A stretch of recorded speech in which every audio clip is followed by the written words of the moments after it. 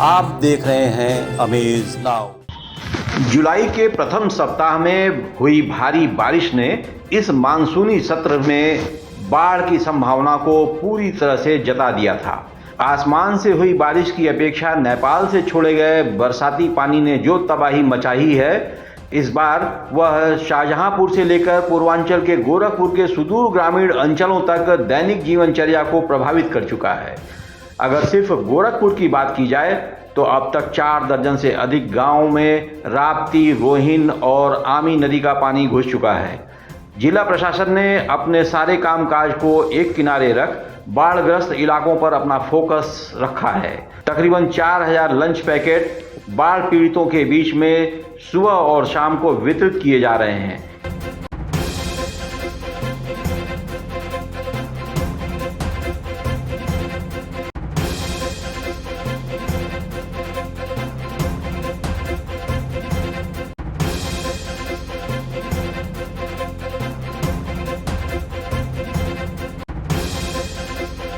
जिनमें आवागमन जो मोटरेबल वाहन से होता है वो बाधित हो चुका है, जिसको लेकर प्रशासन के द्वारा इन सभी गांवों में नाव लगाई जा चुकी है। हमारे साथ 2 नाविक यहाँ खड़े हैं और 2 नावें भी हैं यहाँ पे। इसके अतिरिक्त अन्य नाव लगी हुई हैं जो चल रही हैं, या जो भी गांव के निवासी हैं उनको उनके घर से लाने और घर तक छोड़ने के लिए। अभी कोई आबादी ऐसी नहीं है जिसमें घरों के अंदर पानी गया हो, बट उनका कनेक्टिविटी की समस्या उत्पन्न हो गई है, तो इसको लेकर प्रशासन ने नाव की व्यवस्था की है।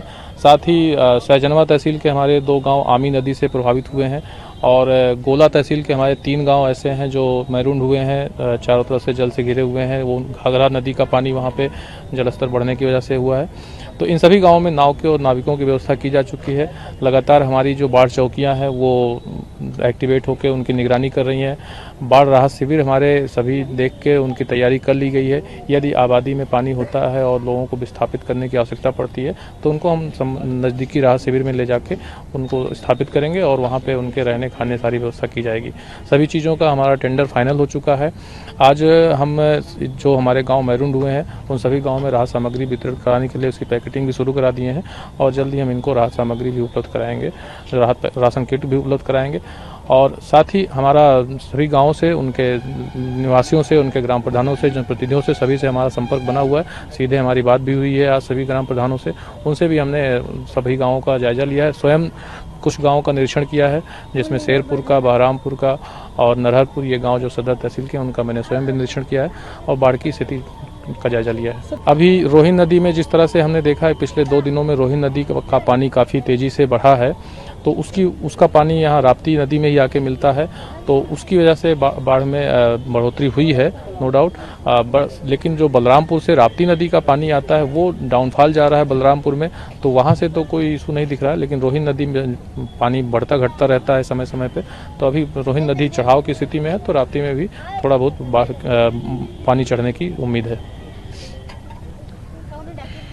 ये कौन सा गांव है और किस तरह का पानी आया हुआ है? भाई गांव है बरहापुर दक्षिणी है, ये राप्ती नदी का पानी है। राप्ती नदी का पानी जी। तो गांव घिर गया क्या पानी से? हाँ, गांव घिर गया है पानी से। तो आप क्या कर रहे हैं यहाँ पर? किस तरह की ड्यूटी लगी आपकी? हमारे नाव पर ड्यूटी लगी है, लोगों को ले आना और ले जाना। लोगों को ले जा रहे हैं और ले आ रहे हैं? हाँ, गाँव के लोगों को। 24 घंटे करते हैं? नहीं, सुबह 6 बजे से 10 बजे तक। 10 बजे तक? 10 बजे के बाद किसी को आना जाना है तो कैसे जाएगा? फोन कर देते हैं, आ जाते हैं हम लोग। अच्छा। आपको ये जैकेट, लाइफ जैकेट मिला है, तो इससे क्या फायदा मिलता है? जैसे बाढ़ में डूब जाएंगे तो ये बचाव के लिए मिला है सरकार की तरफ से। हाँ, तो इससे फायदा है? हाँ, फायदा है। अभी नदी और बढ़ेगी क्या? हाँ, ये तो कन्फर्म में बढ़ेगी नदी। और इतना ही नहीं, एक आश्रय स्थल भी बनाया गया है जहां ग्रामीणों के पशुओं को ठहरने के साथ साथ उनके चारे की भी व्यवस्था की गई है। अधिकांश बाढ़ पीड़ित अपने घरों की छतों पर ही टिके हुए हैं और अपने पशुओं को आश्रय स्थलों पर भेज चुके हैं। जनपद गोरखपुर में अभी जो राप्ती नदी है वो अपने डेंजर लेवल से 86 सेंटीमीटर ऊपर बह रही है और जिसकी वजह से राप्ती और आमी नदी के कारण जनपद में तकरीबन 47 गांव जो हैं वो प्रभावित हैं इस समय।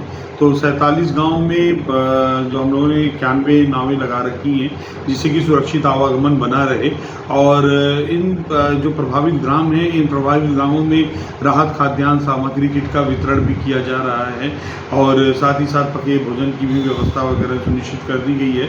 जो लोग अपने घरों पर हैं वहाँ तक भी भोजन उपलब्ध कराया जा रहा है। साथ ही जो भी हमारे शरणालय हैं उसमें भी हम लोगों ने समुचित व्यवस्थाएं सुनिश्चित कर ली हैं। इस प्रकार से पूरी व्यवस्था जो है वो बाढ़ के दृष्टिगत पूर्ण की गई है। जनपद में इस समय हमारे साथ एक टीम एनडीआरएफ की, एक एसडीआरएफ की और एक 26वीं वाहिनी पीएससी की यहाँ पे डिप्लॉयड है, जिससे कि अगर कोई स्थिति इस तरह से बनती है तो उसमें हम लोग उनका सहयोग ले सकते हैं। लेकिन आने वाले अभी जैसे 1-2 दिनों तक राप्ती का पानी थोड़ा और बढ़ेगा, लेकिन उसके बाद राप्ती का पानी रिसीड करने लगेगा, क्योंकि घाघरा ऑलरेडी रिसीड करना शुरू कर दी है। जो सरयू नदी है वो भी रिसीड करने लगी है। तो कुछ दिनों के अंदर ये अनुमान है कि धीरे धीरे बाढ़ का पानी रिसीड कर जाएगा और फिर स्थिति जल्द ही सामान्य हो जाएगी। ये बहरामपुर है और यहाँ पर पानी हर साल आता है और हम लोग समय से स्कूल जाते हैं, कभी नाव मिलता है कभी नहीं मिलता है, तो हम लोग को बहुत दिक्कतें होती है। हर साल यहाँ बाढ़ आती है। तो यहाँ नाव लगी है प्रशासन की तरफ से ना? अभी नहीं लगी है, पर लगेगी जाएगी और बढ़ेगी तो पानी। अच्छा, तो कैसे आ जा रहे हो यहाँ पे आप? पानी में घुस कर जा रहे हैं। बाढ़ में फंसे इन परिवारों पर भी जिला प्रशासन का फोकस है।